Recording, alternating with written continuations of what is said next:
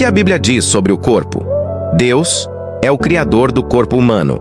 A Bíblia diz em Salmos 139:14: Eu te louvarei, porque de um modo tão admirável e maravilhoso fui formado. Maravilhosas são as tuas obras, e a minha alma o sabe muito bem.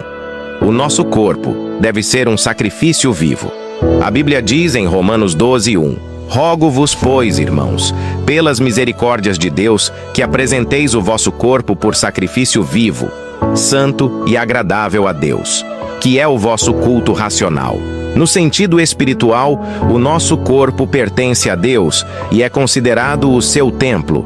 A Bíblia diz em 1 Coríntios 6:19-20: Ou não sabeis que o vosso corpo é santuário do Espírito Santo, que habita em vós, o qual possuís da parte de Deus, e que não sois de vós mesmos?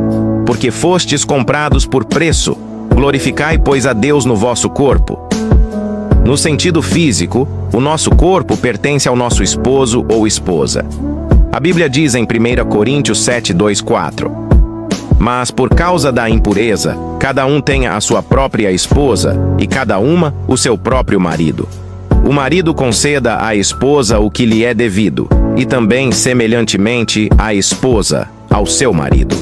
A mulher não tem poder sobre o seu próprio corpo, e sim o marido. E também, semelhantemente, o marido não tem poder sobre o seu próprio corpo, e sim a mulher. A Bíblia adverte-nos no sentido de não deixarmos o pecado reinar em nosso corpo, ou seja, os nossos impulsos e desejos devem estar sob o controle da razão e do Espírito Santo. Não reine, portanto, o pecado em vosso corpo mortal, de maneira que obedeçais às suas paixões. Romanos 6:12. Se habita em vós o Espírito daquele que ressuscitou a Jesus dentre os mortos, esse mesmo que ressuscitou a Cristo Jesus dentre os mortos, vivificará também o vosso corpo mortal, por meio do seu Espírito, que em vós habita. Pois todos os que são guiados pelo Espírito de Deus são filhos de Deus. Romanos 8:11-14. Quando Cristo voltar a segunda vez, os mortos em Cristo ressuscitarão, o corpo será glorificado, revestido de incorruptibilidade e imortalidade. 1 Tessalonicenses 4:16-17, 1 Coríntios 15:51-54. O corpo é um exemplo de como a igreja deve funcionar.